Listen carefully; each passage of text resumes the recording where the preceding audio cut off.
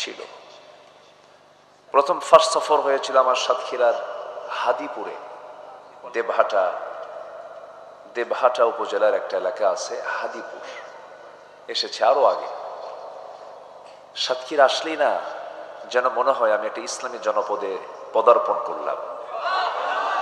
বলি আলহামদুলিল্লাহ, আমার দেশের বাকি 63 জেলাকে আল্লাহ তুমি সাতক্ষীরার মতো বানিয়ে দাও। এত আস্তে আমিন বললেন। আপনারা জেলার মধ্যে একটা মডেল জেলা ইসলামের দিক থেকে। বলি আলহামদুলিল্লাহ, আসতে পেরেছি, জান্নাতের টুকরায় বসতে পেরেছি। তৌফিক দিয়েছেন কে? তৌফিক দিয়েছেন কে? চিৎকার মেরে বলছে আল্লাহুম্মা ইন্নী আসআলুকা আল হুদা ওয়াত তুকা ওয়াল আফাফা ওয়াল গিনা। সবাই বলি আল্লাহুম্মা আইন্নি আলা যিকরিকা ওয়া শুকরিকা ওয়া হুসনি ইবাদাতিকা।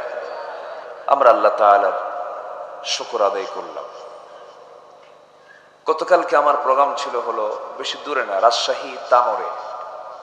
খুব বেশি দূরে ছিল, ভালোই দূরে ছিল। সেখান থেকে আসতেছিলাম, আমার ভাইজান বহু আগে, অনেক সুন্দর স্বাস্থ্য, আমার গায়ে তো কিচ্ছু নাই। এই সারা জীবন এরকমই থাকলাম। একটু ঘষা দিছে আসার সময়, দেখি তো একটু বাড়ে যদি। তো আমাকে অনেক আগে বলেছিলেন আসার জন্য, আসছি আজকে। আমার দিলটা ভরে গেছে যে এত রাতে আপনারা এখনো বসে আছেন কোরআনের টানে, জান্নাতের বাগানে। আলহামদুলিল্লাহ। সম্মানিত ভাইরা, আমরা 1টি বছর অতিক্রম করেছি। 1 বছর ক্রস করে প্রায় আরো 3টি মাস 4টি মাস চলছে। এই 1 বছর আগেও কোরআন শোনার কিন্তু অনুকূল পরিবেশ বাংলাদেশে ছিল না। ছিল না। থানাতে যাওয়া লাগতো, এখন থানায় নিজে ফোন দিয়ে বলে কিছু লাগবে কি? আল্লাহু আকবার। কত টেনশন কমিটির, জুতার তলা ক্ষয় হয়ে যেত, মাহফিল হতো না, অনুমতি হতো না। এই সাতক্ষীরাতে আমাকে কতবার যে ধরছে হিসাব নাই। সাতক্ষীরা সদরের কোথায় যেন একটা প্রোগ্রাম ছিল, ভারু খালি, খালি কই, ওর তো ভরাটি তো। তারপরে দেবহাটায়, বোধহাটা, এরকম বিভিন্ন জায়গায়, এরকম গোটা দেশেই তারা অনেক ষড়যন্ত্র করেছিল। টিকতে পারেনি, টিকতে পারবেও না। বাতিল মিথ্যা কখনো টিকসই হতে পারে না। হকের বিজয় কে দিবেন? ইসলামটা কার? এর বিরোধিতা করে লাভ নাই তো। আমি আপনি মরে যাব, কিন্তু ইসলাম ঠিকই বিজয়ী হয়ে যাবে। ইসলাম পরাজিত হওয়ার জন্য আসে নাই তো। ইসলামটা কার? কিন্তু বিষয় হলো আমরা মুসলমান। আমরা কি বলুন তো? মুসলমান। আমাদের ধর্মের নাম কি? ইসলাম। তাহলে ইসলাম যে মানে তাকে কি বলে? মুসলিম। ইসলাম যে মানে তাকে কি বলে? মুসলিম। ইসলাম যে মানে না তাকে কি বলে? অমুসলিম। আমরা বাংলা ভাষায় বলি কি? অমুসলিম। তো আমার দেশে মুহাম্মদ আগে, নামের আগে থাকার পরেও বহু মুসলিম পরিবারের সন্তান আছে যারা ইসলামকে মানতে চায় না। রাষ্ট্রীয় পর্যায়ে ইসলাম কায়েম হোক এরকম চায় না, এরকম মুসলমান তো আমার দেশে নাই বললেই চলে। আছে? আছে বলেন আছে? তাহলে যে মুসলিম ইসলামকে চায় না সেটা কি মুসলিম? নিচে রাখেন, সেটা কি মুসলিম? মুসলিম তাকে বলে যে ইসলাম সব জায়গায় চাবে। অতএব এটা পৈতৃক কোন সম্পত্তি নয়। মুসলমানিত্ব টিকে রাখার জন্য পৈতৃক কোন ব্যাকগ্রাউন্ড দিয়ে আপনি মুসলিম পরিচয় বহন করতে পারবেন না। মুসলিম পরিচয় বহন করার জন্য ভিতরে কি থাকতে হবে? ইসলাম থাকতে হবে। সম্মানিত ভাইয়েরা, কথাটা কিন্তু খুব প্রাসঙ্গিক কথা বললাম। এখন বুঝে নেন, আমার দেশে ইসলামকে মান্যওয়ালা, ইসলাম মান্যওয়ালা মুসলিম কয়জন, আর ইসলামকে না মান্যওয়ালা মুসলিম কয়জন। এটা ভাগ করলেই অনেকটাই স্পষ্ট হয়ে যাবে, অনেকটাই ক্লিয়ার হয়ে যাবে। যারা মুসলমানের পরিচয় দিয়েও যারা ইসলামকে রাষ্ট্রীয় পর্যায়ে দেখতে চায় না, এরা মুসলমান না, এদের একটা ভিন্ন পরিচয় আল্লাহ পাক দিয়েছেন, তারা হলো মুনাফিক। বলেন, তারা কি বলেন? মুনাফিক। এটা কি আমার দেওয়া, কোন মোল্লার দেওয়া? এই উপাধি কে দিয়েছেন? কি দিয়েছেন? এটা উপাধি। বলেন কি নাম? উপাধি, মুনাফিক। তাহলে মুনাফিক উপাধিটা এটা আমার দেওয়া নয়, আপনার দেওয়া নয়। যারা ইসলাম মুসলিম হওয়ার পরও চায় না, তারা কি বলেন? মুনাফিক। আল্লাহ রাব্বুল আলামিন বলেন, ওয়ামান লাম ইয়াহকুম বিমা আনজালাল্লাহ ফাউলাইকা হুমুল কাফিরুন ফাউলাইকা হুমুল ফাসিকুন ফাউলাইকা হুমুয যালিমুন। শুধু মুনাফিক বলেন নাই, তাদেরকে কাফেরও বলেছেন, তাদেরকে জালিমও বলেছেন, তাদেরকে ফাসিকও বলেছেন। আমার বন্ধুগণ, তাহলে আমি মুসলিম, আমার দায়িত্ব হলো ইসলামকে আমার মতো করে মানা, না আল্লাহর মতো করে মানা। কার মতো করে? নিজের মতো না আল্লাহর মতো? আল্লাহর মতো ইসলাম মানতে হবে। আল্লাহ যেভাবে মানতে বলেছেন, ইফরাত তাফরিদ চলবে না। খাটো লম্বা করার কোনো সুযোগ ইসলামে নাই। নামাজে মানলাম, সমাজে মানলাম না, তারপরে রোজায় মানলাম, ব্যবসায় মানলাম না, আবার কি বলে দান সদকায় মানলাম, যাকাতে মানলাম না। এরকম পাবলিক বুঝি নাই? আসতে বলবেন না, আছে না নাই? আচ্ছা, বড় জটিল, এত সহজ নয়। দিনকে বিজয়ী করার পথ কুসুমাস্তীর্ণ নয়, কণ্টকে কীর্ণ। অনেক বাধা বিপত্তি অতিক্রম করে সামনের মঞ্জিলে মকসিদে আমাদেরকে পৌঁছতে হবে। সামনে এখনো অনেক চড়াই উতরাই পেরিয়ে সামনের দিকে যেতে হবে। আমার আপনার সামনে মুনাফিকরা ঘুরঘুর করতেছে, ঠিক কিনা বলেন? ঘোরাফেরা করছে। ওরা মাহফিল চায় না, মাহফিল করলেই তো সমস্যা। কোরআনের হক কথা শুনলেই তো চান্দাবাজি বন্ধ। আসতে কন কেন? আসতে কন কেন? সম্মানিত ভাইয়েরা, আসুন আমি মূল আলোচনার দিকে আস্তে আস্তে চলে যাচ্ছি। অনেক কথা আছে, আমাকে সময় দেবেন তো? সবাই সবাই রাজি আছেন তো ইনশাআল্লাহ? আল্লাহ কবুল করুন, জোরে বলি আমিন। আসুন আমরা ধীরে ধীরে আলোচনার দিকে চলে যাচ্ছি। আমরা সময়কে কোনো ক্রমেই নষ্ট করব না, শুধু মাহফিলে নয়, সব জায়গাতেই আমরা সময়কে কাজে লাগাবো। জোরে বলি ইনশাআল্লাহ। যে সময়কে কাজে লাগায় সে হলো প্রকৃত আল্লাহর মানে অরিজিন বান্দা। যে ব্যক্তি সময়কে নষ্ট করে, ওর চাইতে বড় গুনাহগার পৃথিবীতে আর হতে পারে না। ইমানদার কখনো সময়কে নষ্ট করতে পারে না, কারণ এই পৃথিবীতে সবচেয়ে মূল্যবান জিনিস হচ্ছে সময়, টাইম। টাইমকে নষ্ট করা যাবে না। কিভাবে আপনি কাজে লাগাবেন? আল্লাহ রাব্বুল আলামিন বলেন, হুয়াল্লাযী খালাকাল মাউতা ওয়াল হায়াতা লিয়াবলুয়াকুম আইয়ুকুম আহসানু আমালান ওয়া হুয়াল আজিজুল গফুর। জোরে বলুন আল্লাহু আকবার। তিনি সেই মহান সত্তা যিনি মৃত্যু এবং জীবন সৃষ্টি করেছেন, যেন তিনি বুঝে নিতে পারেন তোমাদের ভেতরে কোন কোন বান্দাগুলো নেক আমল করে যেতে পারে। নেক আমল করার জন্য দুনিয়াতে এসেছি আমরা। এই জন্য আমরা কোন কাজ করতে গেলে আমরা যেমন লস চাই না, লাভ চাই। আল্লাহ রাব্বুল আলামিন বান্দাকে বলছেন, বান্দা এমন কিছু কাজ আমি তোমাকে শেখায় দেব, যে কাজগুলো করলে তোমার কখনো লস হবে না, লাভবান হয়ে যাবে। তবে হ্যাঁ, সফলতার জন্য, সেই লাভের জন্য কিছু শর্ত আছে। সেই শর্ত যদি পূরণ করতে পারি, মহান রব্বুল আলামিন বলেন, আমি তোমাকে মহা সাফল্য দান করে আমি তোমাকে জান্নাত নামক নিয়ামত বুঝাইয়া দেব। জোরে বলে সুবহানাল্লাহ। সেই সফলতার শর্তগুলো কি আমরা কি শুনতে রাজি আছি ভাই? মোটামুটি 9টা শর্ত আছে। কয়টা শর্ত আছে বলেন তো? 9টা শর্ত। গোটা কোরআন থেকে একটু খুঁজে খুঁজে আমি বের করেছি। ঘটনা কি হলো? ও এগুলো ফাটতেছে, এগুলো ফাটার জন্যই রাখছে। মাঝে মাঝে ফাটবে, হুজুর থামবে।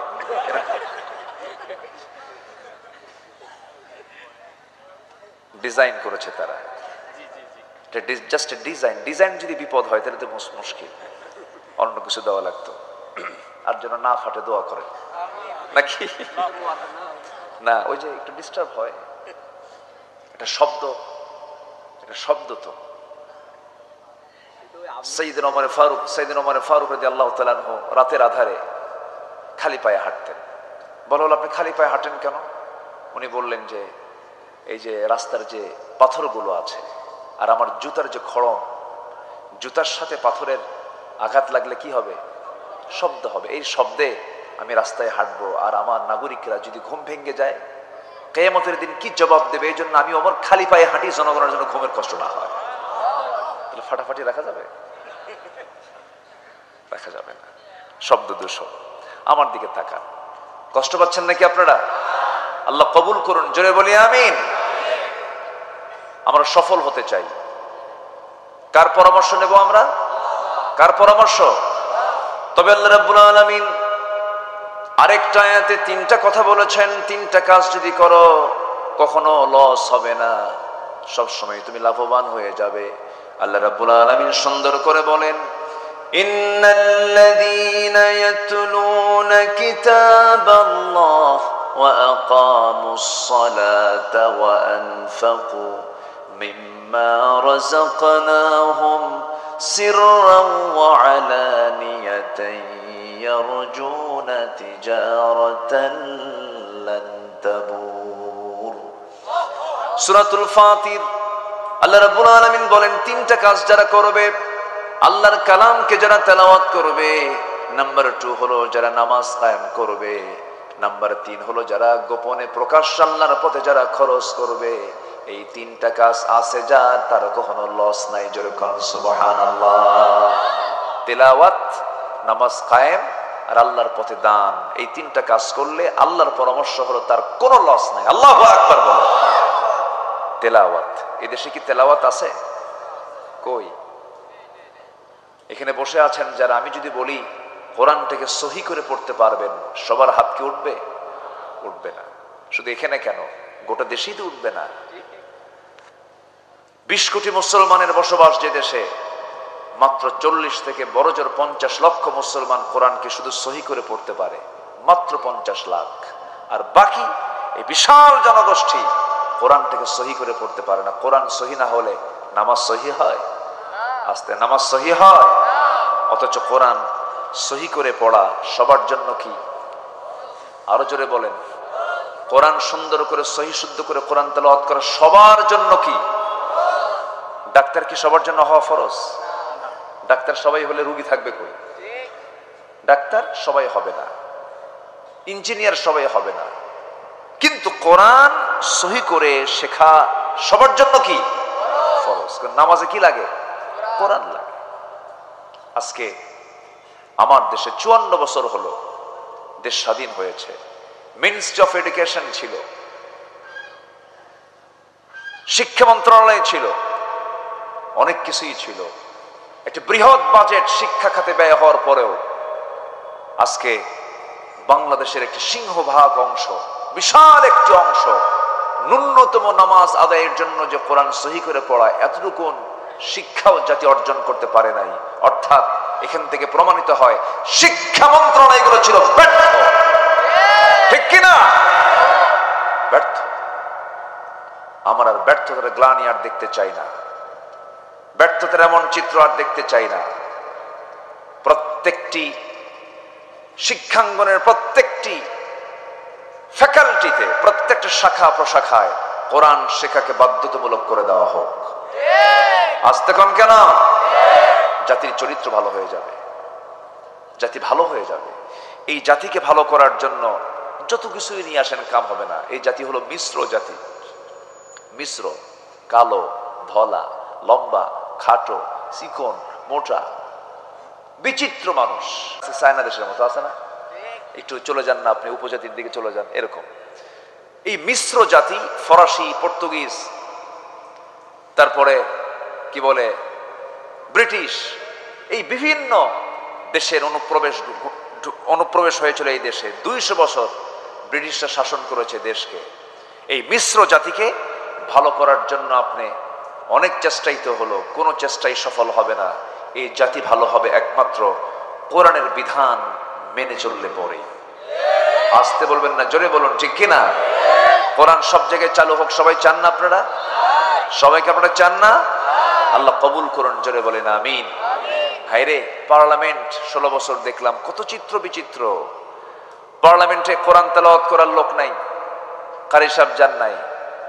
একজন এমপিকে, এখন তো অধিবেশন শুরু হবে, এমপিকে উপস্থিত ডাক দিয়ে বলতেছে, এমপি সাহেব তেলাওয়াত করেন। এমপি তেলাওয়াত করছে, শয়তান কই, তোর তেলাওয়াতের চেয়ে আমার তেলাওয়াত ভালো। এই হলো নেতাদের তেলাওয়াতের অবস্থা। আগামীকাল ঈদুল আজহার জানাজা নামাজ। কি নামাজ?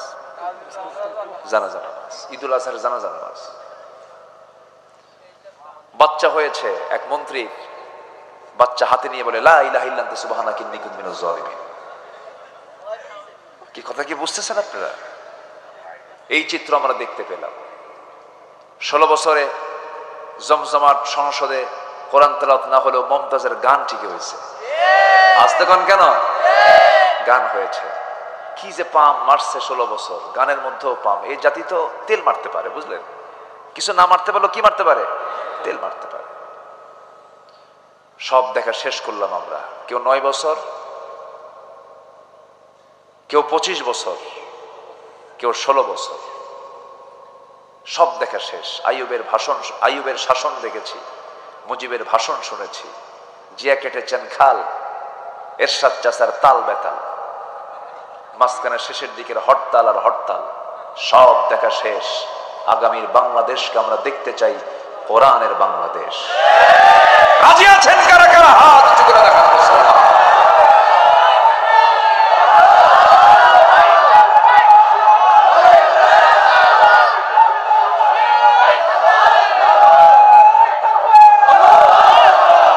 আল্লাহ কবুল করুন, জোরে বলি আমিন। আজকে দেখি আলোচকের মুখেও মাইক, শ্রোতার মুখেও মাইক, বিশাল ব্যাপার। মাশাআল্লাহ, আল্লাহ কবুল করুন। এটা সাতক্ষীরাতেই সম্ভব। খুব ভালো আপনারা। আমরা কি সফল হতে চাই? তো নাকি সফল হতে চাই? 9টা শর্ত। কয়টা শর্ত? 9টা। একটাও কি কইছি? একটাও বলিনি, কেবল শুরু। নুরু শুরু। আলহামদুলিল্লাহ। কোরআন তো দরিয়া, অনেক বড় আলোচনা কোরআনের। তলাহীন একটা সাগর, যার কোনো তলা নাই। যেরকম সুবহানাল্লাহ, বিশাল একটা কিতাব এটা। আল্লাহ রাব্বুল আলামিন বলেন, সফল যদি হতে চাও, যেখান থেকে তেলাওয়াত দিয়ে শুরু করেছে মহান রাব্বুল আলামিন বলেন, ইন্নাল্লাযীনা আমানু ওয়া আমিলুস সালিহাতি লাহুম জান্নাতুন তাজরি মিন তাহতিহাল আনহার যালিকাল ফাওজুল কাবীর। জোরে বলুন আল্লাহু আকবার। 1 নম্বর হলো, নিঃসন্দেহে যারা ঈমান আনবে এবং নেক আমল করবে তাদের জন্য আমি আল্লাহ রাব্বুল আলামিন স্থায়ী জান্নাত রেখে দিয়েছি। এমন পার্মানেন্ট জান্নাত যার নিচ দিয়ে নহর প্রবাহিত। 4টা নহর থাকবে জান্নাতে। কয়টা নহর বলেন? 4টা নহর থাকবে। দুধের নহর থাকবে, মধুর নহর থাকবে, শরাবের নহর থাকবে, পানির নহর থাকবে। হয়তো মনে মনে বলছেন, হুজুর শরাব, কোন ধরনের ড্রিঙ্কস থাকবে সেখানে? পচা মদ থাকবে না, যা খায়া লিভার নষ্ট হবে, চোখ লাল হয়ে যাবে, বেহুশ হয়ে যাবে, এমন কোনো মাদক সেখানে থাকবে না। এমন শরাব সেখানে থাকবে, যে শরাব, যে জুস, যে লিকুইড পান করলে পরে, যে ড্রিঙ্কস পান করলে পরে ওই জান্নাতে যুবকের যৌবন ডাবল ডাবল, দ্বিগুণ দ্বিগুণ হয়ে যাবে। জোরে বলি সুবহানাল্লাহ। দুনিয়ার খাবার খেলে মানুষ বুড়া হয়ে যায়, শিশু ধীরে ধীরে কিশোর হয়ে যায়, যুবক ধীরে ধীরে বয়সের দিকে চলে যায়। কিন্তু জান্নাতের খাবারটা এমন একটা খাবার, যে জান্নাতের খাবার খাবে ওই মানুষ কোনোদিন আর একটা বারের জন্য বুড়া হবে না। জোরে বলি সুবহানাল্লাহ। জান্নাতে কেউ বুড়া হবে? জান্নাতে বুড়া হওয়ার কোনো সুযোগ নাই। আল্লাহ রাব্বুল আলামিন জান্নাতি মানুষগুলোকে এত সুঠাম বানাবেন, এত মজবুত বানাবেন, তারা কখনো বুড়া হবে না, তাদের চামড়া কখনো কুঁচকে যাবে না, তাদের চোখ কখনো কম দেখবে না। জান্নাতের মধ্যে কোনো ঘুম থাকবে না, কারণ ঘুম হলো লস। ঘুমটা কি বলেন? লস। আমরা যখন মরে যাই, আমরা যখন ঘুমাতে যখন তখন কি আমরা কি করি? আল্লাহ মরতে গেলাম, দোয়া আছে না, আল্লাহ বিসমিকা কি আমুতু, মানে কি মৌত থেকে তামুত, আল্লাহ মরতে গেলাম, আবার তুমি আমার জিন্দা করো, আল্লাহ বিসমিকা আমুতু ওয়াহইয়া, তোমার নামে আবার জীবিত হতে চাই, আল্লাহ মরতে গেলাম। তো জান্নাতে গিয়েও যদি মরতে যান তাহলে লাভ কি? দুনিয়ার জিন্দেগির 70 বছর হিসাব করেন, ঘুমের চিন্তা করলে পরে শিশুকাল, বাল্যকাল, এগুলো সব মিলে দেখা যায় কাজ বেশি না ঘুম বেশি? বলেন বলেন বলেন বলেন। ঘুম বেশি। ঘুমটাই তো হলো দুনিয়াতে আমাদের বেশি হয়ে গেছে। কিন্তু আল্লাহ রাব্বুল আলামিন বলছেন, বান্দারে জান্নাতের মধ্যে কোনো ঘুম নাই, আবার জাহান্নামেও কোনো ঘুম নাই। সুম্মা লা ইয়ামুতু ফিহা ওয়া লা ইয়াহইয়া।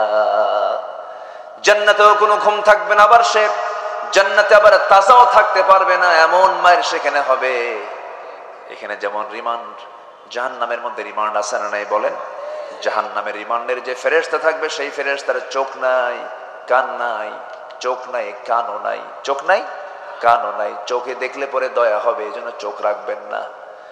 কান নাই, আবার চিৎকার করলে পরে কানে শুনবেও না, কানা চোখেও দেখে না, কানেও শোনে না, এমন প্রশাসন সেই জায়গায় দাঁড়িয়ে যাবে তাকে শাস্তি দেবার জন্য। মায়ের হবে, চোখে দেখবে না, কানলেও শুনবে না, শুধু মায়ের উপরে মায়ের সেখানে হবে। এত শাস্তি হবে, চামড়া গুলো গলে গলে যাবে, জাহান্নামের আগুন দিয়া পুড়ে পুড়ে যাবে। আল্লাহ বলছেন, সুম্মা বাদদাল্লাহুম জুলুদান, চামড়াটাকে আমি আবার চেঞ্জ করব, যেন তোর কষ্ট যেন কম না হয়। আমার বন্ধুগণ, আল্লাহ যেমন আমরা রহমান জানি, রহিম জানি, আমার আল্লাহ আবার কাহার, তিনি জব্বার, তিনি কঠিন, তিনি।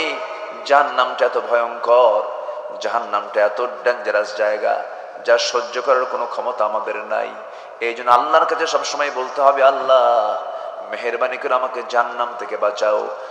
والذين يبيتون لربهم سجدا وقياما والذين يقولون ربنا اصرف عنا عذاب جهنم إن عذابها كان غراما إنها ساءت مستقرا ومقاما। আমার বন্ধুগণ, জাহান্নামটা এত টকবক করতেছে, জাহান্নামটা এত ভয়ঙ্কর হবে, বান্দা কোনো কুল কিনারা পাবে না। জাহান্নামটা এত ভয়ঙ্কর হবে, এত বড় হবে। এই যে বিশাল সূর্য দেখতে পাচ্ছেন, এই সূর্যটা জাহান্নামের মুখে যদি নিক্ষেপ করে দেওয়া হয়, অবলীলা এই সূর্য জাহান্নামের মধ্যে হেরে যাবে। এত ভয়ঙ্কর সেই জাহান্নাম। সেই জাহান্নাম থেকে বাঁচার জন্য আমাকে আপনাকে সবচেয়ে বড় পুঁজি, সফল যদি হতে চান, স্থায়ী জান্নাত যদি আমরা পেতে চাই, একটা আমল আমাকে আপনাকে করতে হবে, একটা কাজ করতে হবে, তা হলো ভালো করে ঈমান আনতে হবে এবং নেক আমল করতে হবে। আমার ভাইরা, আমার বন্ধুগণ, ঈমান আছে আমল নেই, লাভ হবে না। আমল আছে ঈমান নেই, তাও লাভ হবে না। একটা প্রশ্ন করব, সবাই শুনবেন, উত্তর দিবেন। বলুন তো, আমার দেশে নামাজি বেশি না ঈমানদার বেশি?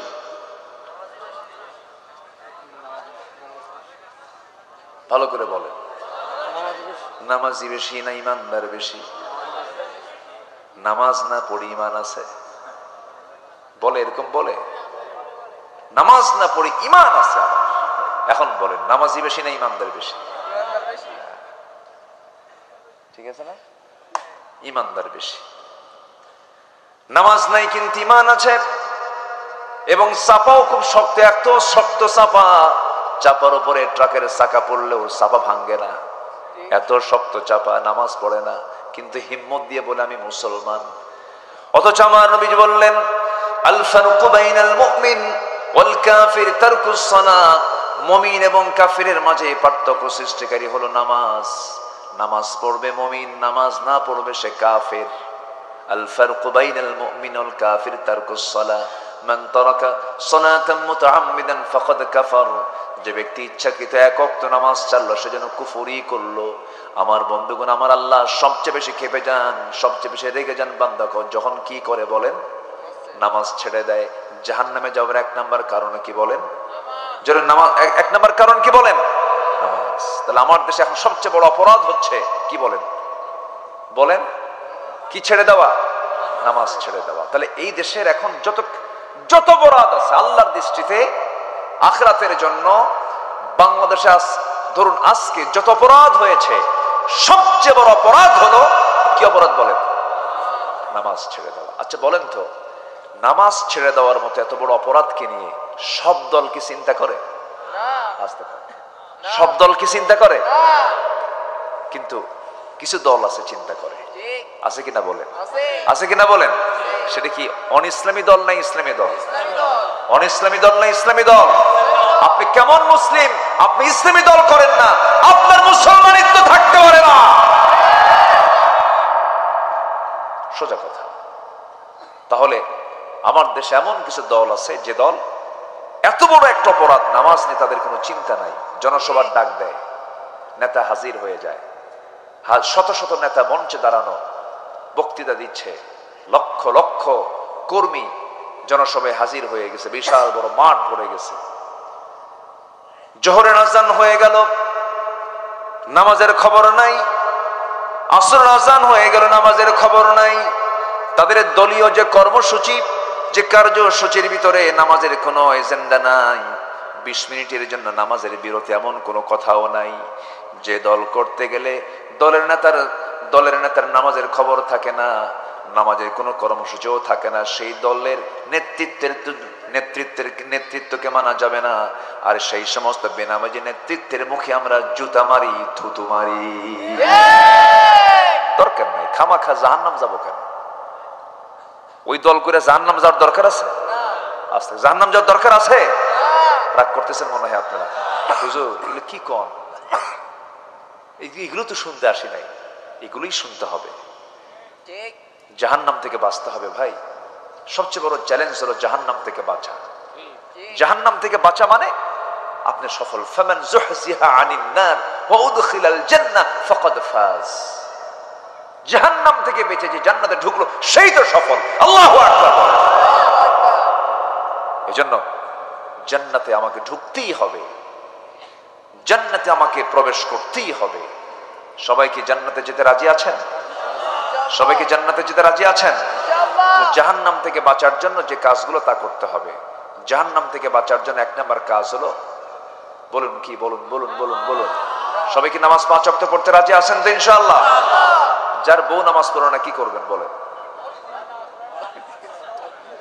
কি কইলো? হায় হায়, এই তো অ্যাকশন, এই তো কঠিন অবস্থা। মারবেন বউরে? একটু দাওয়াত দেন, একটু বুঝাবেন যে তুমি নামাজ পড়ো, আমিও নামাজ পড়ি। একটু দাওয়াত দেন। আগে পিটবেন, এটা কেমন কথা? আগে মারা যাবে না তো? আগে কেন? পরেও মারা যাবে না। হয়তো ভাববেন যে হুজুর তো আবার পরে মারতে কইছে, মারবো। আগেও না, পরেও না। বউকে মারবেন কেন? সন্তানগুলোর সামনে বউকে মারবেন, সন্তান আপনাকে ভালো বলবে? আস্তে ভালো বলবে? বলেন তো, ভালো বলবে না। এটা খুব ছোট কাজ। মেরে আপনি মানুষকে ভালো করতে পারবেন না, তো আদর করে ভালো করতে পারবেন। সুবহানাল্লাহ বলবেন না? একটু আদর দেন। মানুষ তো আদর চায়, মানুষ ভালোবাসা চায়, মহব্বত চায়। অন্যের বউ না, কিন্তু নিজের বউ, এটা যেন মনে থাকে। আবার একটু কান লাগান। তাহলে বউ নামাজ পড়ে না বলবেন, রাজি আছেন তো সবাই? ছেলে স্কুলে যায় কি যায় না, এটা আগে না নামাজ পড়ে না কোনটা আগে বলেন? আগে কোন খবর নিবেন? স্কুলে যাওয়ার, মাদ্রাসায় যাওয়ার, না নামাজের? কিসের খবর আগে? নামাজ দিয়ে সাজান সবকিছু, দেখবেন সব ঠিক হয়ে গেছে। ফজরের মুসল্লি নাই, ফজরে মুসল্লি পাওয়া যায় না, মসজিদ পাকা পাকা, শীতাতপ নিয়ন্ত্রিত, টাইলস বানানো, চকচকা মসজিদ, আজানো সুমধুর, মুসল্লি নাই। মুসল্লি 3 জন, ইমাম, মুয়াজ্জিন, খাদেম। যদি এদের চাকরি না থাকতো এই 3টাও থাকতো। বাস্তব বলছি, বাস্তব বলছি আমি। জীবনযাত্রা, মানুষের লাইফ স্টাইল তো চেঞ্জ হয়ে গেছে। মানুষ ঘুমাতে যায় রাত 3টার দিকে। বলেন ঘুমাতে যায় কটার দিকে বলেন? আচ্ছা, ছাগল আগে ঘুমায় না কুত্তা আগে ঘুমায়? আস্তে কয়, আস্তে কয়, আস্তে কয়। ঘুমটা কার আগে বেশি বলেন? ছাগল আগে ঘুমায় না কুত্তা আগে ঘুমায়? কুত্তা কি রাতে ঘুমায়? কুত্তা কি করে? সারা রাত। আর যে ছাগলটা খাওয়া হালাল, সেটা একদম ইমানদার মুমিন বান্দার মতো, সে সময় মতো আগের বেলায় সে ঘুমিয়ে পড়ে এবং ঠিক ফজরের সময় সে আওয়াজ দিয়ে মালিককে উঠায় বলে নামাজ পড়ে। সুবহানাল্লাহ বলবেন না? কুকুরটা সারা রাত জেগে থাকে, আর দিনের বেলা কি করে কোন তো? ঘুমায়। তো এই চরিত্র যদি রাখেন, মাশাআল্লাহ, ভালো কুত্তা চরিত্র। এটা কি চরিত্র কোন? কুকুর চরিত্র। আমার বন্ধুগণ, ইমানদারের ঘুম হবে আগের রাত্রিতে এবং সে জেগে যাবে শেষ প্রহরে। শেষ প্রহরে সে জেগে গিয়ে ইবাদতে সে মশগুল হয়ে যাবে, অস্থির হয়ে যাবে আল্লাহর সম্পর্ক তৈরি করার জন্য। কারণ আল্লাহ রাব্বুল আলামিন বলছেন, ওয়াজআলনাল লাইলা লিবাসা ওয়াজআলনান নাহারা মাআশা। আমি রাতকে বানিয়ে দিয়েছি আড়াল করে, বান্দা ঘুমিয়ে পড়ো, লাইটটা বন্ধ করো, একটা অন্ধকার করে শুয়ে পড়ো। আমি তোমার ঘুমের মধ্যে নিয়ামত রেখে দিয়েছি, তোমার ক্যান্সার হবে না, জটিল কোনো রোগ হবে না, অসুস্থ হয়ে পড়বে না। আগের যুগের মুরব্বীরা সুস্থ ছিলেন, তারা মোরগের সঙ্গে ঘুমিয়ে যেতেন, আবার মোরগের ডাকি তারা ঘুম থেকে উঠতেন। কিন্তু আজকের স্টাইলটা সম্পূর্ণ ভিন্ন হয়ে গেছে, ফজরে মুসল্লি নাই। এগুলো কারণ। আমার বন্ধুগণ, সাজানো গোছানো জীবন যাপন করব, নামাজ কি সবকিছুর মূল বানায় নেব, কাজকে বলবো নামাজ আছে এবং নামাজ পড়েই কাজটা করব। এমন করে যদি সুন্দর করে সাজাতে পারি জীবনটাকে, দুনিয়াও সুন্দর হয়ে যাবে, আখিরাতও সুন্দর হয়ে যাবে। জোরে বলি সুবহানাল্লাহ। নামাজ পড়ব কয় ওয়াক্ত বলেন? 5 ওয়াক্ত। আমি কি দোয়া করে দেব? না বলি, কিছু কিছু লোক যায় যে 2-1 করে। প্রয়োজনে যাচ্ছে। কি প্রয়োজন? বিড়ি খাবে? বসেন, একটু বসেন না, কত সময় চলে যায়। এখানে যদি বসে আপনার না ভালো লাগে, তাহলে ভাববেন যে ছেঁচড়া শয়তান ধরছে আপনাদের। কি শয়তান? ছেঁচড়া বোঝেন তো নাকি? আপনাদের ভাষা তো আমার চেয়ে অনেক সুন্দর। সাতক্ষীরার ভাষা এত সুন্দর, মিষ্টি ভাষা, আলহামদুলিল্লাহ, খুব ভালো, খুব ভালো ভাষা। একটু আমি সুন্দর করে একটু বোঝাচ্ছি, চেষ্টা করছি, একটু আমাকে সহযোগিতা করেন। আমি আমার সর্বোচ্চটুকু দেওয়ার চেষ্টা করছি। আপনি থাকলে তাহলে আমি কথা বলতে পারবো, আপনি চলে গেলে বাগানটা ভেঙে যাবে। এটা কিসের বাগান বলেন তো? জান্নাতের বাগান। আপনি যদি ভাঙ্গেন, মনে যদি চায় তো ভাঙ্গেন, একটু বসেন, একটু দরদ রাখতে হয়, কোরআনের প্রতি মহাব্বত রাখতে। কোরআনকে সময় দিবেন, কোরআন আপনাকে সুপারিশ করে জান্নাতে নিয়ে যাবে। কোরআনকে সময় দেব আমরা, কম কম না বেশি বেশি? বেশি বেশি। আমরা কাকে সময় দিচ্ছি এখন বলেন তো? কোরআনকে সময় দিচ্ছি। সফল হওয়ার জন্য 9টা শর্ত। 1 নম্বর হলো ঈমান এবং নেক আমল। সবাই করতে রাজি আছেন তো? ঈমান এবং নেক আমল। ঈমান আছে, নেক আমল নাই। নেক আমল আছে, ঈমান নাই। বহু লোক দুনিয়াতে আছে যারা খ্রিস্টান, যারা ইহুদি, অন্য ধর্মের মানুষ, অনেক মুসলমানের চাইতে তারা ভালো ভালো কাজ করে, আছে না? আছে। লক্ষ লক্ষ কোটি টাকা দান করে, তারা সত্য কথা বলে, কখনো মিথ্যা কথা বলে না, লোভ রাখে না, হিংসা রাখে না, অহংকার রাখে না, কিন্তু ঈমান নাই, কাম হবে না। কিন্তু ঈমানও আছে, আবার নেক আমলও আছে। আল্লাহ রাব্বুল আলামিন বলছেন, আমি আল্লাহ তাকে জান্নাত বুঝাইয়া দেব। জোরে কোন সুবহানাল্লাহ।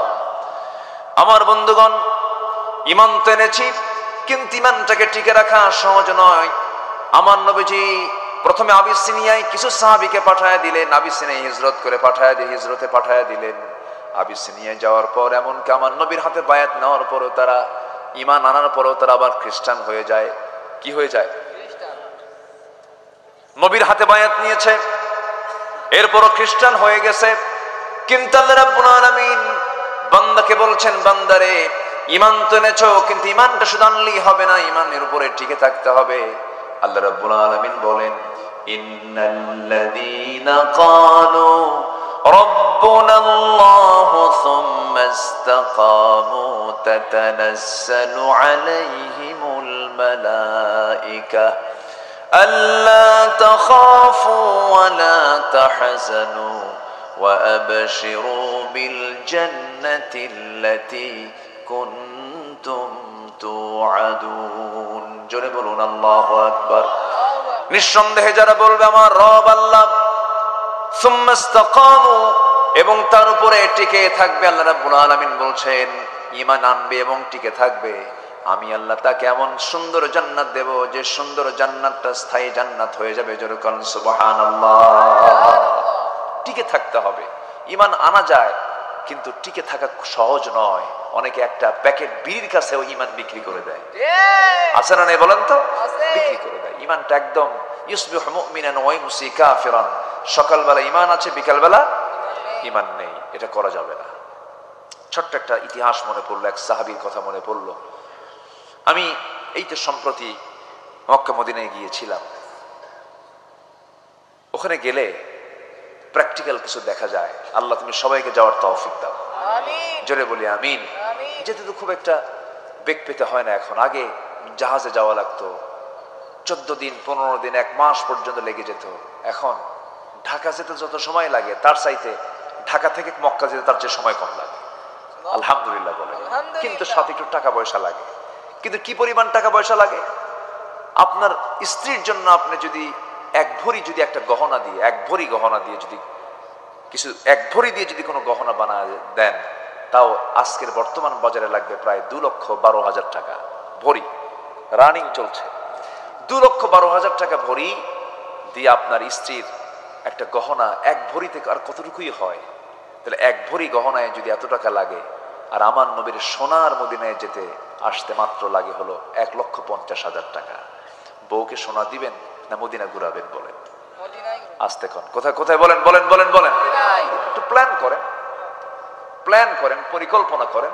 পরিকল্পনা করলেই হয়ে যায়। এর জন্য টাকা লাগে না, আল্লাহ ব্যবস্থা করে দেয়। কেউ তো সুবহানাল্লাহ বললেন। এক রিকশাওয়ালা আপনাদের এলাকারই মেবি হবে, 2015 সালে কি 17 সালে আমার খেয়াল নাই, আমি মক্কা মুকাররমার সামনে দাঁড়ানো, আমার ভক্ত আমাকে চিনে, দৌড় মেরে এসে আমাকে জড়িয়ে ধরলো, ধরে বলতেছে হুজুর আমি আপনার খুব ভক্ত, আমি হজ করতে আসছি। কি করেন? রিকশা চালায়।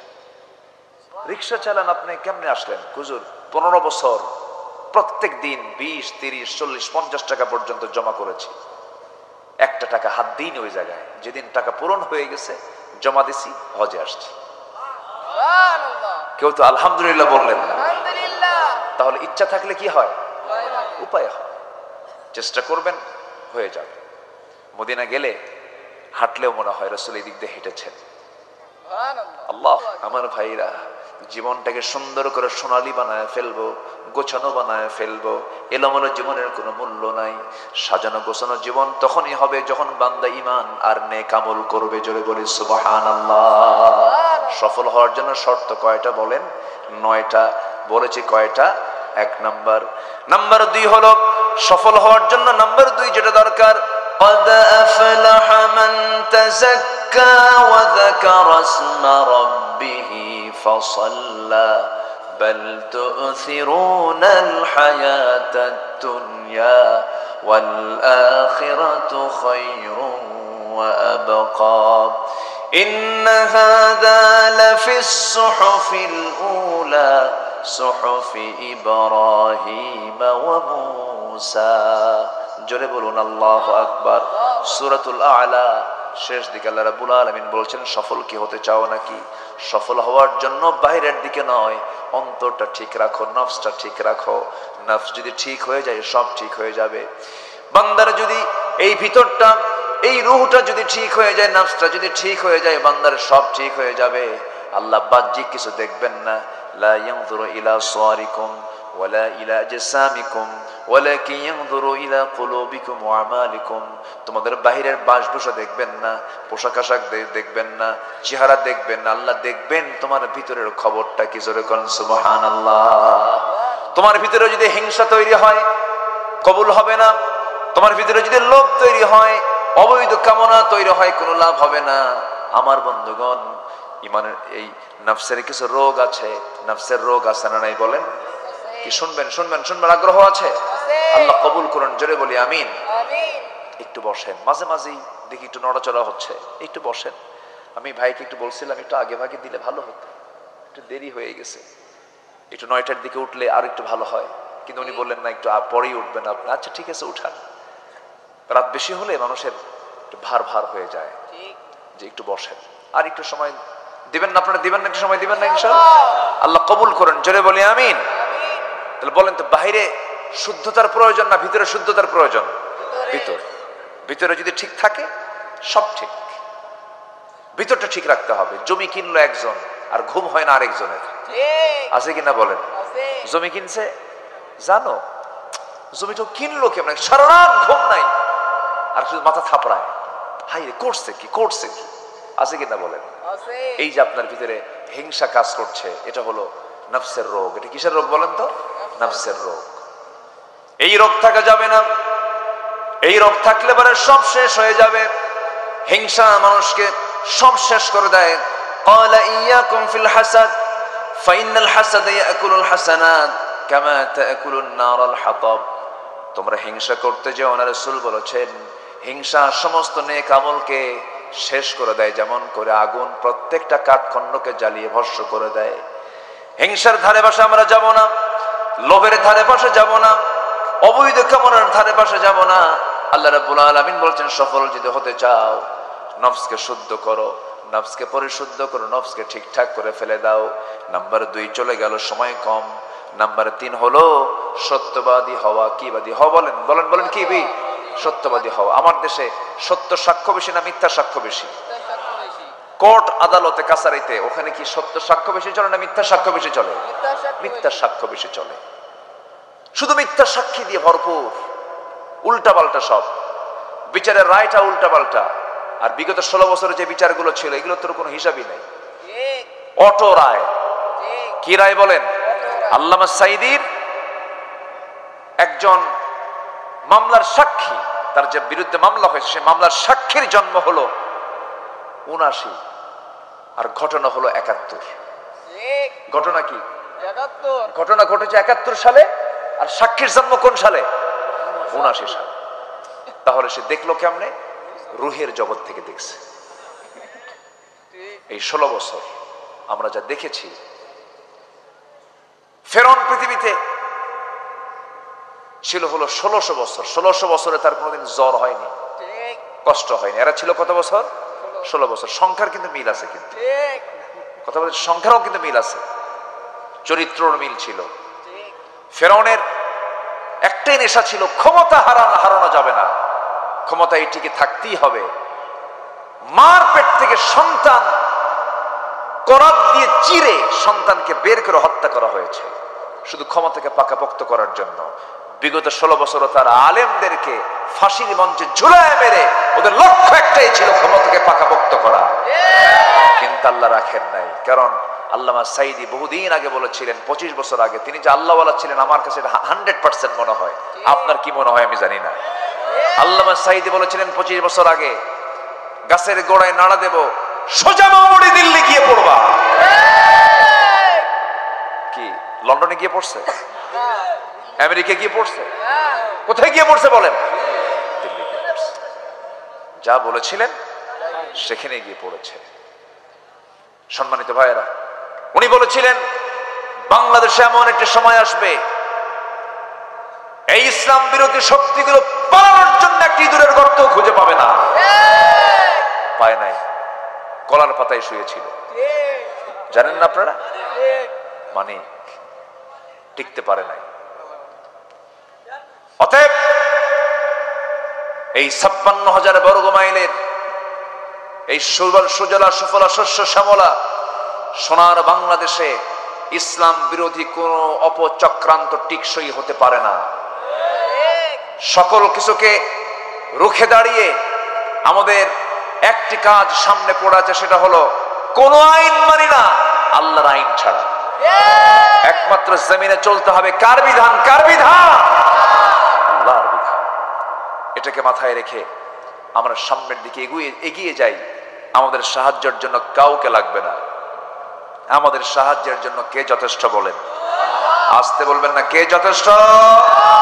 আল্লাহ যথেষ্ট। কিন্তু আমাদের শর্ত হলো সত্যবাদী হতে হবে।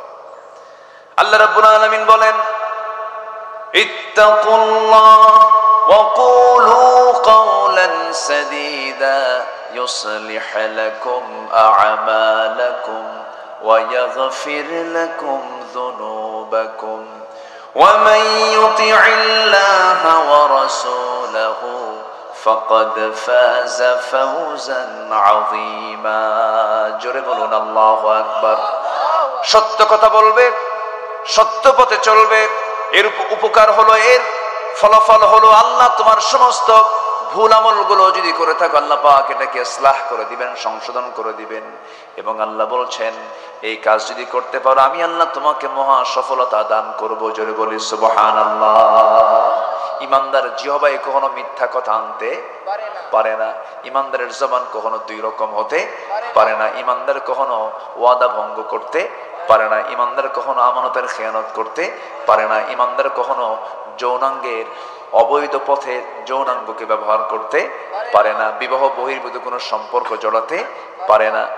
ইমানদার ইমানদারি হবে, সব তার স্ট্যান্ডার্ড হবে, সে অত্যন্ত সতর্কতার সঙ্গে পা ফেলবে, অত্যন্ত যত্নশীল হয়ে জমিনে চলাফেরা করবে, সবার থেকে সে হবে ভিন্ন।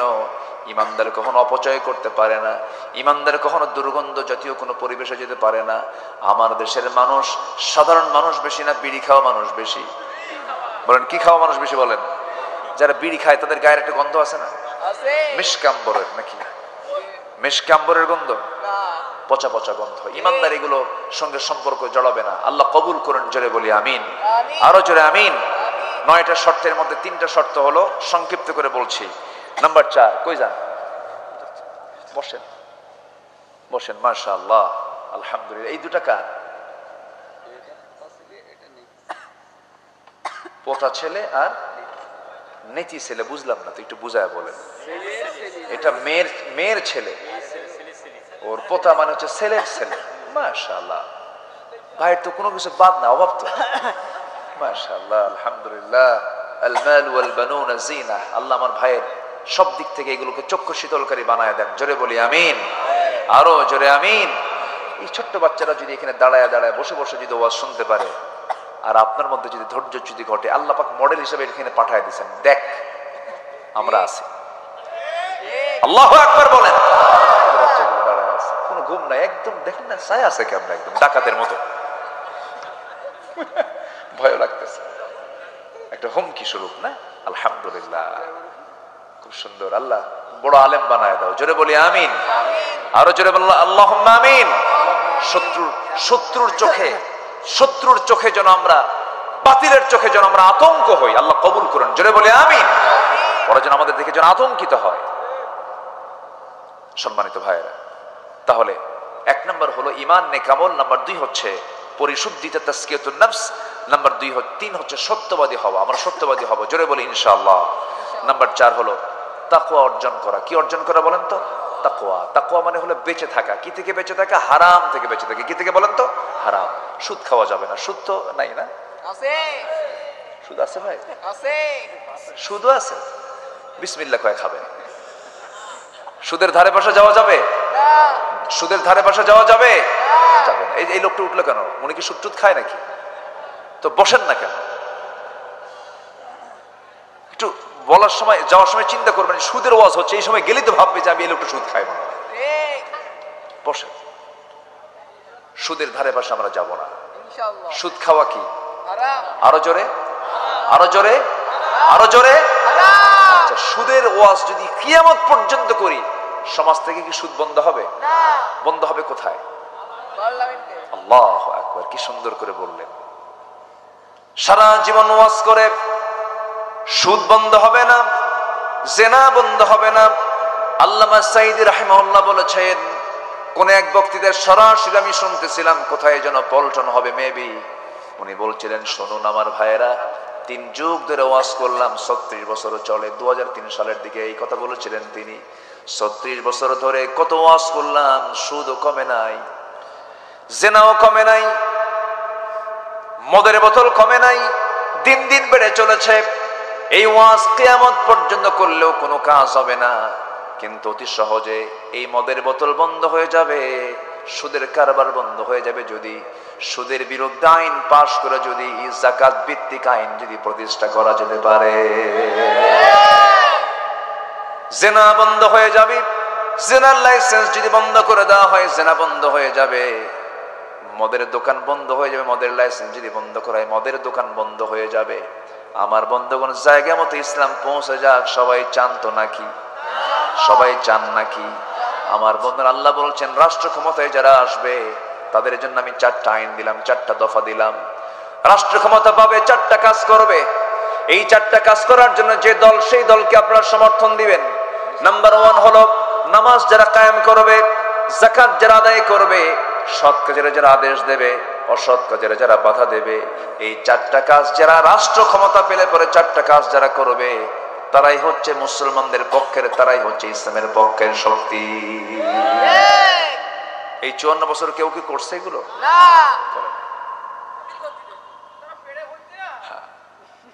কি বললো এটা? ও আচ্ছা, আপনাদের কথাগুলো খুব মিষ্টি কথা। হায়রে হায়রে, আমার কৃষক কি পরিশ্রম গুলো করলো, সাদা মানুষ কালো হয়ে কৃষক কত কষ্ট করে দেশকে আগায় দিল।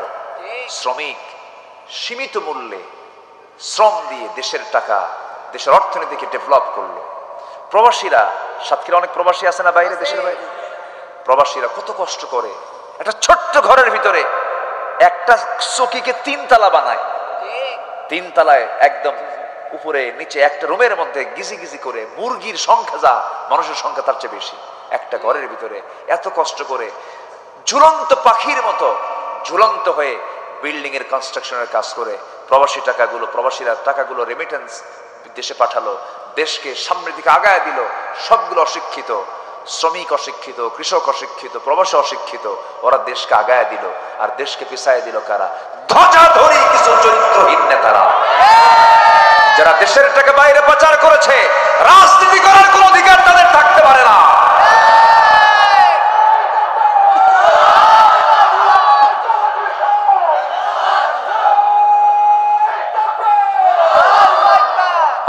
আমার কথা হচ্ছে, তুই দুর্নীতি করলি, দেশের টাকা বাইরে পাচার করলি, দেশের শত্রু, জাতির শত্রু। চুরি করছিস, মানে চুরি করা হারাম, খাইছিস খা, দেশে রাখ। সব বাইরে পাচার করেছে, কিচ্ছু নাই দেশে, জানেন? কিছুই নাই। ওরা যদি রাজনীতি করতেই চায়, আমাদের বক্তব্য হলো ওই টাকাগুলো ফেরত নিয়ে রাজনীতি করে, ঠিক কিনা? আসতে কোন কেন ফেরত নিয়ে। ওমর ফারুক রাদিয়াল্লাহু তাআলা আনহু, শুরুতে বললাম না, জনগণের ঘুম যেন কষ্ট না হয়, ঘুম যেন নষ্ট না হয়। জুতা পায় না খালি পায়? খালি পায়। দেখেন, ঘুমের চিন্তা করতেছে। উনি বললেন, কেঁদে কেঁদে একদিন বলছেন, ফোরাতের তীরে একটা কুকুর যদি অনাহারে মারা যায়, আর ইরাকের রাস্তা খারাপের কারণে যদি একটা উট গর্তের মধ্যে পা পড়ে, যদি উটের পাটা যদি ভেঙ্গে যায়, মস্কে যায়, কিয়ামতের দিন আমাকে এই উট আর কুকুরের জন্য আল্লাহর সামনে দাঁড়িয়ে জবাব দিতে হবে। কি সেন্স, কি মানসিকতা, কি চিন্তা! এক গভর্নর তার জন্য দামি খাবার নিয়ে আসছে, বিশেষ খাবার বানায় না, যেরকম পায়েস বানায়, এরকম আছে না? পায়েস এলাকা হয় নাকি? পায়েস দুধ দিয়ে, সুজি না, কি কও সুজি, মানে যেখানে দুধের পরিমাণটা বেশি, 1 মণ দুধ অথবা আধা মণ দুধ, সামান্য কিছু চিনি দিয়ে, আবার কিছু দামি কিছু ওই কি বলে ভাত দিয়ে, চাউল দিয়ে বানায় না পায়েস। হ্যাঁ, পায়েস জাতীয় ফিন্নি, এই তো কত সুন্দর করে বানায়। এই দেখুন, বিশেষ আয়োজন, বিশেষ কিছু খাবার। এক গভর্নর তার জন্য খুশি করার জন্য, ওর জন্য খুশি হয়, খাবার নিয়ে আসছে, আমিরুল মুমিনিন আপনার জন্য আমি নিয়ে আসছি বানায়। এই খাবারটা খুবই রিচফুল, খুব ভালো খাবার। উনি ভাবতেছিলেন মনে হয় খলিফা আমার খুশি হবে। খাবার দেখে বললেন, তুমি খাইছো? হ্যাঁ খাইছি। তোমার জনগণ খাইছে? না। যা নিয়ে যা। কেন আপনি খাবেন না? যেটা আমার জনগণ পায় না এটা আমার দরকার নাই। সুবহানাল্লাহ বলবেন না? উনি ঝোলওয়ালা তরকারি খান নাই, ঝোলওয়ালা খাবার খান নাই, কারণ সবেমাত্র বদর চলে গেছে, উহুদ চলে গেছে, খন্দক চলে গেছে। দিন প্রচার প্রসারের কাজ চতুর্দিকে গোটা পৃথিবীতে ছড়িয়ে পড়ছিল। ওমরে ফারুক একটু ভিন্ন রকম ছিলেন। তিনি একদিন বসে আছেন, জুব্বার পিছনে ছিঁড়ে গেছে। কেউ বলার সাহস পায় না, রাগ কম না বেশি? বেশি রাগ। একজন এসে বলতেছে, কেমন করে বলি, চলো আমরা আম্মা জানকে বলে দেই। দুই আম্মা জান আমার নবীর স্ত্রী, দুইজন এসে বলছেন, আমিরুল মুমিনিন একটু উন্নত জীবন গ্রহণ করা দরকার, জুব্বাটা ছিঁড়ে গেছে পিছন দিক থেকে। কূটনীতিকরা মদিনায় আসে, আপনার সঙ্গে তারা বৈঠকে বসে। আপনি মুসলমান, আপনার জুব্বা যদি পিছনে ছেঁড়া থাকে কেমন হয়? একটু হলেও ছোট হয়ে যায়, একটু হলেও কেমন যেন মনে হয়, মিলে না, ভারসাম্য হয় না। ওমর ফারুকের চক্ষু লাল হয়ে গেছে, কেঁদে কেঁদে বলছেন, আমার নবীর বউ হয়ে, আমার নবীর স্ত্রী, তোমরা কেমন করে আমাকে এই পরামর্শ দাও? আমার নবী যে বিছানার চাদর না পায়া জুব্বাটাকে চাদর বানায়া আমার নবী জুব্বার উপরে গোটা রাত কাটায়া দিয়েছেন। রসুল যদি এমন সিম্পল জীবন গ্রহণ করতে পারেন, তোমরা আমার পোশাক নিয়ে কোনো মন্তব্য আজকের থেকে করবা না। আল্লাহর কসম করে বলি, আমার যারা শত্রু, যারা ইসলামের যারা দুশ্মন, ওমরকে পোশাক দেখে ভয় পায় না, ওমরেরকে ভয় পায় ওমরের তাকওয়া নামক বড় যোগ্যতা দেখে। জোরে কোন সুবহানাল্লাহ। নাম্বার 4, আমরা কি অর্জন করব? তাকওয়া অর্জন করব। আমার বন্ধুগণ, মুত্তাকি হতে হবে। আল্লাহ রাব্বুল আলামিন বলেন, মুত্তাকি হলে কি হবে? তারা সফল হয়ে যাবে। হুদাল লিল মুত্তাকিন আল্লাযীনা ইউমিনুনা বিল গায়বি ওয়া ইউকিমুনাস সালাতা ওয়া মিম্মা রাযাকনাহুম ইউনফিকুন والذين يؤمنون بما أنزل إليك وما أنزل من قبلك وبالآخرة هم يوقنون। জোরে বলুন আল্লাহু আকবার। আল্লাহ রাব্বুল আলামিন বলেন, ওই সমস্ত বান্দাগুলো মুত্তাকি যারা আল্লাহকে বিশ্বাস করবে না দেখে। এই দুনিয়াতে আল্লাহকে দেখার কোনো সুযোগ আছে নাকি? আসতে কয় না। এই দুনিয়াতে আল্লাহকে দেখার কোনো সুযোগ আছে? কিন্তু আল্লাহকে দেখা যাবে কিনা বলেন? কোথায় যাবে বলেন? বলেন জান্নাত কোথায়? ডানে, বামে, নিচে না উপরে? বলেন কোথায় কোথায়? বলেন কোথায় কোথায়? জান্নাত উপরে। কিন্তু আল্লাহ তাআলা বলেন, আমি সবাইকে না, 7 শ্রেণীকে আমি আরশ আজিমের ছায়ায় জায়গা দিয়ে দেব। আরশ আজিম কি ডানে বামে নিচে না উপরে? কোন বিমানে চড়বেন বলেন? হ্যাঁ, কোন বিমানে চড়বেন বলেন? বিমান না ইমান? আল্লাহু আকবার, কি সুন্দর করে মিলাই দিল। দেখেন, ওয়াজকে শুধু আমি পারি, কি সুন্দর মিলাই দিয়েছে। কোন বিমান না, ইমান নামক শক্তি নিয়ে আমরা আল্লাহর আরশ আজিমে ছায়া নেব। জোরে বলি ইনশাআল্লাহ। জোরে বলি ইনশাআল্লাহ। জান্নাতে যেতে হবে আমাকে আপনাকে। জান্নাতে গিয়ে আমরা আল্লাহকে দেখব। বাড়িতে গেলাম দাওয়াত, কোন একটা বাড়িতে গেলাম দাওয়াত আমাকে দিয়েছে, বাড়িওয়ালা আমাকে সব কিছু খাওয়ায়া দিল, বিরিয়ানি, জর্দা, দই, মিষ্টি সবকিছু খাওয়ালো আমাকে। কিন্তু বাড়িওয়ালার সঙ্গে সাক্ষাৎ হলো না, বাড়িওয়ালা আমার সঙ্গে কথাই বললো না, বাড়িওয়ালা আমার সঙ্গে সুন্দর আচরণ করলো না। আমার খাওয়া কোনোটাই আমার কাজে লাগবে না, আমার কিছু পরিতৃপ্তি হবে না। কিন্তু একটা গরিবের বাড়িতে আপনি মেহমান হয়ে গেলেন, আদা সিদ্ধ ডাল ভর্তা খাওয়ালো, কিছু ভাজি ভুজি খাওয়ালো, তেমন কিছু খাওয়াতে পারলো না। কিন্তু বাড়িওয়ালা বলছে, ভাই আপনি আসতেন, খুব খুশি হয়েছে বড়, আপনার কি খেদমত করতে পারলাম জানি না, আমাকে মাফ করে দিয়েন। আমি আপনার জন্য যতটুকু খেদমত করেছি আপনি কিছু মনে করবেন না। বলুন তো, ওই পোলাও, বিরিয়ানি, জর্দা খাওয়ার চাইতে এই ভর্তা খাওয়ারই মজা বেশি, ঠিক কিনা বলেন? জান্নাত পেলাম আমি, বিশাল জান্নাত পেলাম, কিন্তু আল্লাহ কি পাইলাম না। আল্লাহর সাক্ষাৎ হলো না, সেই জান্নাত আমার জন্য জান্নাত হবে না। আল্লাহ বলছেন বান্দারে তুই জান্নাতে ঢুকবি, আমি মেহমানদারি করব, আমি নিজে তোর সামনে দাঁড়ায়া দাঁড়ায়া কথা বলবো। যেরকম সুবহানাল্লাহ। আল্লাহ বলছেন ফামান কানা ইয়ারজু লিকা রাব্বিহি ফালইআমাল আমালান সালিহান ওয়ালা ইউশরিক বিইবাদাতি রাব্বিহি আহাদা। আমার সঙ্গে সাক্ষাৎ করতে চাও, নেক আমল করে আসো, শিরিক মুক্ত হয়ে আসো, আমি আল্লাহ নিজেই তোমার সঙ্গে লেখা সাক্ষাৎ দিয়ে দেব। যেরকম সুবহানাল্লাহ। দুনিয়াতে আমরা আল্লাহকে দেখতে পাবো না, আল্লাহকে দেখার মতো সেই যোগ্যতা আমার দুনিয়াতে নাই। এই চর্মচক্ষু দিয়ে আল্লাহকে দেখার মতো ক্ষমতা আমরা রাখি না, আমরা দেখতে পাবো না। নবীরাও দেখতে পান না। একজন নবী দেখতে চেয়েও ব্যর্থ হয়েছেন, সেই নবীর নাম কি বলেন? এত তাড়াতাড়ি বাড়ি কি আশেপাশে নাকি? এত সুন্দর করে বলেন, মুসার নামটা বললেন। কেন জানলেন, কেন বুঝলেন? কারণটা হলো কোরআন তাকে চেনায় দিয়েছে। এই কোরআনে মুসার নাম আছে না নাই বলেন? সবচেয়ে বেশি নাম মুসার নামটাই আসছে, অথচ কোরআন নাজিল হয়েছে আমার নবীর উপর, আমার নবীর নামটা কম আসছে, কিন্তু মুসার নামটা বেশি আসছে। এক্সাম্পল দেওয়া হয়েছে, এত দামি নবী মুসা আলাইহিস সালাম ছিলেন, অনেক দামি পয়গম্বর তিনি ছিলেন। আল্লাহর সঙ্গে তিনি কথা বলতেন, ডাইরেক্ট কথা বলতেন, অডিও কলে কথা বলতেন। একদিন বলতে বলতে বলছে, আল্লাহ শুধুমাত্র অডিও কলে কথা বলি, দেখা হয় না। আল্লাহ শুধু কথা বললেই কি হবে না, কিন্তু দেখবো আমি তোমারে। আল্লাহ বলছেন অডিও কল চলবে, কিন্তু দুনিয়াতে ভিডিও কল নট অ্যালাউ। কি কথা কি বুঝতেছেন আপনারা? ভিডিও কল নট অ্যালাউ হবে না, তোমার ফাংশনই পাবা না তুমি। কিন্তু মুসা আলাইহিস সালাম বড়